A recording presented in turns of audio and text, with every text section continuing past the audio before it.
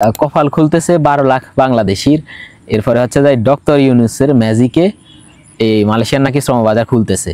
আর Bangladesh government অথরিটিকে আমি বলতে চাই, একজন মালয়েশিয়ান প্রবাসী হিসেবে আপনারা কি করবেন, এই যে নতুন এখন যে ভিসা খোলার থেকেও যারা মালয়েশিয়ার জেলখানায় আছে তাদেরকে ছাড়ানোর ব্যবস্থা করেন।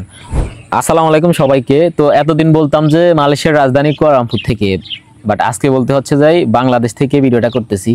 তো আমি মাঝে মধ্যে বাংলাদেশি কিছু নিউজ চ্যানেলের নিউজ দেখলে আমার মাথাটা একদমই গরম হয়ে যায়, পুরো আমি কি বলবো, স্পিচলেস হয়ে যায় মাঝে মধ্যে।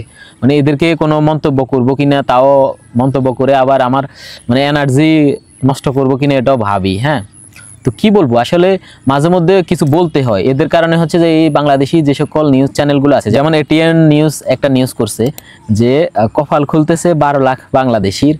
এরপরে হচ্ছে যে ডক্টর ইউনূসের ম্যাজিকে এই মালয়েশিয়ার নাকি শ্রম বাজার খুলতেছে।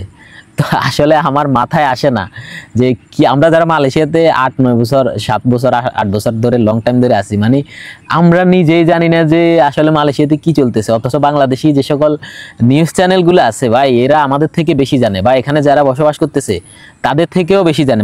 এমনভাবে আপনি নিউজটা দেখেন, এই যে থাম্বনেলটা আমি দিছি এটা হচ্ছে যাই এটিএন নিউজের। তো এরা এমনভাবে নিউজ করে, প্রায় যখন আমি স্ক্রিনশটটা নিছি তখন প্রায় 1,32,000 এরকম সামথিং লোকে দেখছে, বাট এটা হয়তো আরও 1 লাখ লোকে দেখবে। কিন্তু এই ক্ষেত্রে এই লোকগুলো হচ্ছে প্রতারণা শিকার হবে। যারা হচ্ছে কারা প্রতারণা শিকার হবে, হয়তো 2 লাখ লোকে দেখবে। এর মাঝে কিছু লোক হচ্ছে যায়, ওই অনেক এজেন্সি আছে বলে যে আপনাদের পাসপোর্ট দিয়ে দেন, হ্যাঁ ভিসা বা টাকা কিছু জমা দিয়ে দেন, ভিসা ওপেন হলে আপনাদের কাজ আগে হবে। তো অনেকেই তো এই যেমন এই সকল মন গড়া নিউজ দেখে অনেকেই প্রলুব্ধ হয়, দেন হচ্ছে পাসপোর্ট দিয়ে দেয় বিশ্বাস করে। এরপরে হচ্ছে দেখা গেছে বছরের পর বছর, মাসের পর মাস, যেমন গত 31শে মে আপনাদের খেয়াল আছে কিনা, যখন লাস্ট মালয়েশিয়াতে ঢোকার যে একটা লাস্ট অপশান ছিল, একটা লোক আমার দেখা মতে, হ্যাঁ একটা লোক 5 লক্ষ টাকা দিয়েও মালয়েশিয়াতে যাইতে পারে না। এটা সবাই জানে, আপনাকে বলতে হবে। আসলে কি বলবো, মানুষের উপকার আসলে এই যুগে কেউ করতে চায় না, হ্যাঁ উল্টা অপকার করতে চায়। তা আমার যে সাজেশন, আপনাকে কাউকে উপকার করা লাগবে না, অ্যাটলিস্ট উপকার করবেন না। হ্যাঁ, একটা মানুষ কিভাবে যখন সে নিজের জায়গা সম্পত্তি বিক্রি করে আপনার ঋণ নিয়ে তারপর আপনাকে 5 লক্ষ টাকা দিবে, আপনি এই টাকা দিয়ে তার সাথে নিয়ে প্রতারিত করবেন, এটা আসলে বিবেকে বাধে না, আমার মাথায় আসে না। তো যেই ওভারঅল সব কিছু মিলাই এই যে নিউজটা, আপনারা এই নিউজটা একটু দেখবেন। হ্যাঁ, এমনভাবে নিউজ করছে মনে হইতেছে যে মালয়েশিয়া শ্রম বাজার অলরেডি খুলছে। এমনভাবে এরা থাম্বনেলে লিখছে 12 লাখ বাংলাদেশির কপাল খুলতেছে। আমার আসলে বোধগম্য না যে মালয়েশিয়ার সিচুয়েশন কি আপনারা জানেন, যারা বাংলাদেশ থেকে এই নিউজগুলো করেন আপনারা জানেন না। আপনারা মালয়েশিয়াতে এসে দেখেন যে মালয়েশিয়ার সিচুয়েশন কি। এমন জায়গায় ডেলি হচ্ছে যায় 2-3 বার অভিযান করতেছে ইমিগ্রেশন থেকে। অনেক লোক আছে যে টুরিস্টে এসে টুরিস্টে এসে দেখা গেছে 3-4 লক্ষ টাকা দিয়ে কন্ট্রাক্টে টুরিস্টে আসার পরে এখন আর কারণ 1 মাস পরে তো আপনি অবৈধ, তো এত লাখ টাকা দিয়ে যদি ইমিগ্রেশনে ধরে আপনি যে এখানে কাজ করতেছে কেন, আপনার প্রপার ডকুমেন্টস চাইবে, তখন আপনি দেখবেন যে আপনার কাছে প্রপার ডকুমেন্ট আপনি প্রোভাইড করতে পারবেন না, তো আপনাকে নিয়ে যাবে। হ্যাঁ, তো দেখা গেছে আপনি 3 লাখ টাকা দিয়ে গেছেন, ওইটাও নাই, আবার হচ্ছে আপনি এই দীর্ঘ সময় জেলে থাকতে হবে। এমন সিস্টেম না যে মালয়েশিয়ার জেলখানা এমন না যে আপনাকে সাজা শেষে ওরা নিজ দায়িত্বে পাঠিয়ে দিবে, এমন না।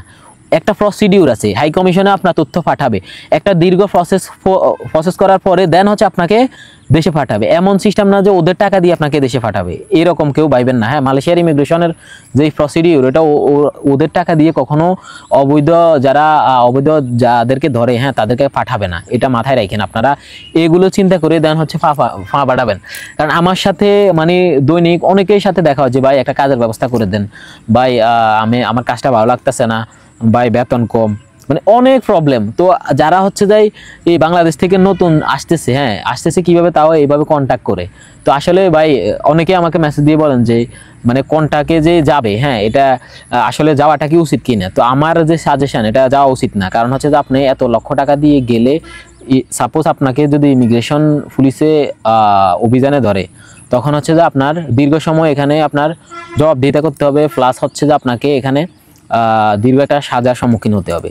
তো সেক্ষেত্রে রুলস রেগুলেশন ইমিগ্রেশনের যে সিস্টেম, হ্যাঁ মালয়েশিয়া খুবই বর্তমানে সিচুয়েশন খুবই খারাপ। আপনারা হয়তো যারা বাংলাদেশ থেকে আসতেছেন না জেনে, হ্যাঁ বা দালালদের যেই কথায় প্রলুব্ধ হয়ে, তারা আমার যে সাজেশন, হ্যাঁ আপনারা হচ্ছে আসবেন না, এভাবে কখনোই আসবেন না। আপনারা যদি লিগ্যাল ভিসা খোলে ওপেন হয় তখন যে আপনারা আসবেন, এছাড়া আপনারা আসবেন না।